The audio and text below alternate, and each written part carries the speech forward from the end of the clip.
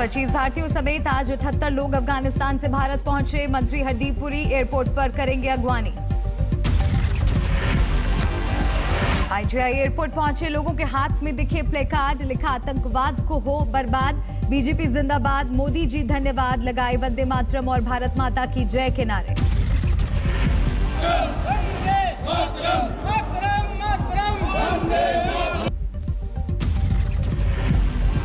सामने आई अफगानी सिखों की भारत रवानगी की तस्वीरें। गुरु ग्रंथ साहिब की 3 प्रतियां लेकर काबुल से निकले। अफगानिस्तान में करीब 200 अफगान सिख और हिंदू अभी भी फंसे, जल्द रेस्क्यू की तैयारी।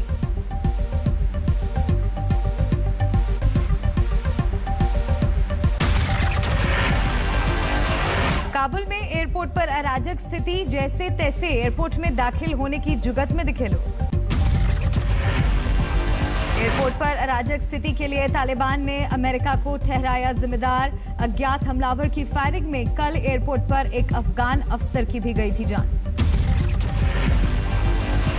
भारत आई अफगानी सांसद अनारकली कौर ने फिर उठाया महिलाओं की सुरक्षा का मुद्दा।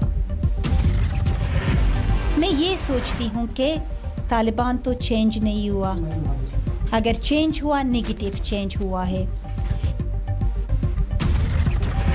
अफगानिस्तान में तालिबानी सत्ता के बाद विदेशियों का पलायन जारी, ब्रिटेन ने अपने नागरिकों को किया रेस्क्यू। हम नहीं रही नफरत के बीज बोने वाली अराजक हरकतें, असदुद्दीन ओवैसी ने अजमेर में मुस्लिम फकीर की पिटाई का वीडियो किया ट्वीट। अजमेर में एक फकीर को कुछ युवकों ने पीटा, साथ में मौजूद मासूम बच्चे को मारी लात, कहा पाकिस्तान जा।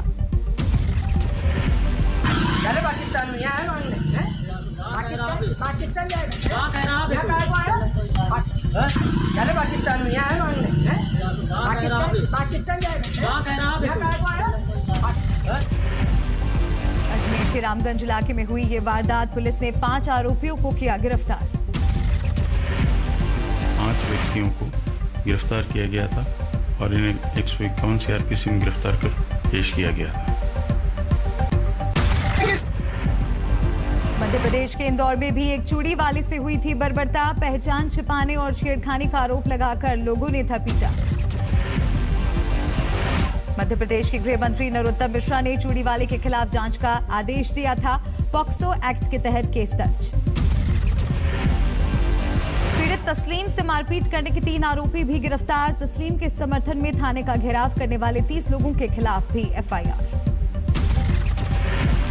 इंदौर मामले पर राष्ट्रीय अल्पसंख्यक आयोग ने 7 दिनों में मांगी रिपोर्ट। असदुद्दीन ओवैसी का शिवराज सरकार पर तीखा हमला, कहा चुनी हुई सरकारों और उग्रवादी भीड़ में कोई फर्क नहीं। जम्मू कश्मीर के सोपोर में सुरक्षा बल की आतंकियों से मुठभेड़ जारी, पुलिस और सेना के जवानों ने की आतंकियों की घेराबंदी। सोपोर में आतंकियों से मुठभेड़ की वजह से बडगाम और बारामूला के बीच ट्रेन सेवा रोकी गई। जम्मू कश्मीर में फिर मंडराई पाकिस्तानी साजिश, आरएसपुरा में बीएसएफ चेकपोस्ट के पास दिखा ड्रोन। श्रीनगर में आज फारूक अब्दुल्ला के घर पर गुपकार गठबंधन की बैठक, धारा 370 की वापसी और जम्मू कश्मीर को पूर्ण राज्य के एजेंडे पर बनेगी रणनीति। अफगानिस्तान में लूटे गए हथियार पहुंच सकते हैं पाकिस्तान, भारतीय खुफिया एजेंसियों ने जताया शक। महाराष्ट्र में दही हांडी को लेकर सियासत, उद्धव की नसीहत पर भड़की बीजेपी। कोरोना के चलते उद्धव ने की है दही हांडी आयोजन नहीं करने की अपील, बीजेपी का आरोप हिंदू विरोधी है महाराष्ट्र सरकार। उद्धव ठाकरे पर बरसे केंद्रीय मंत्री नारायण राणे, कहा लॉकडाउन के अलावा कुछ नहीं जानते महाराष्ट्र के सीएम। राणे के बयान पर बढ़ा विवाद, उद्धव ठाकरे के खिलाफ टिप्पणी को लेकर राणे के खिलाफ 3 एफआईआर।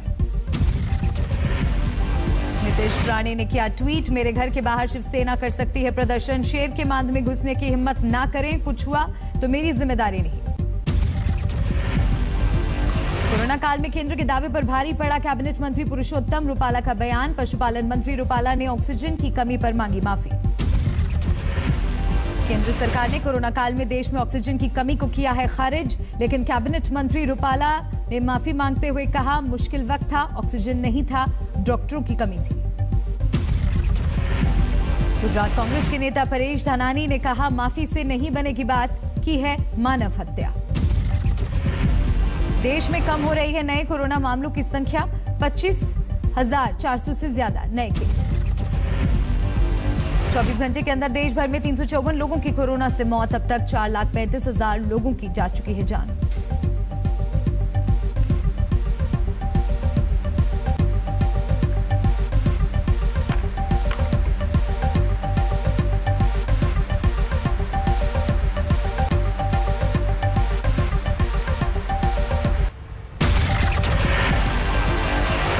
गुरुग्राम में 5 हत्याओं से फैली सनसनी, मकान मालिक पर 5 लोगों की हत्या का आरोप। मृतकों में 2 महिलाएं, 2 बच्चे और 1 युवक शामिल। आरोपी मकान मालिक ने थाने में किया सरेंडर। आरोपों के मुताबिक मकान मालिक ने अवैध संबंधों के शक में अपनी बहू, किराएदार युवक और उसके बीवी बच्चों को मार डाला। यूपी के मेरठ में पार्किंग विवाद में हुई मारपीट, 8 लोगों ने मिलकर 2 युवकों को पीटा। खरगोन में एक रिटायर्ड अफसर ने गुमशुदा बेटे की 10 करोड़ की संपत्ति बेचने के लिए किया फर्जीवाड़ा। 1 युवक को फर्जी बेटा बनाकर संपत्ति बेचने की थी तैयारी, 5 गिरफ्तार।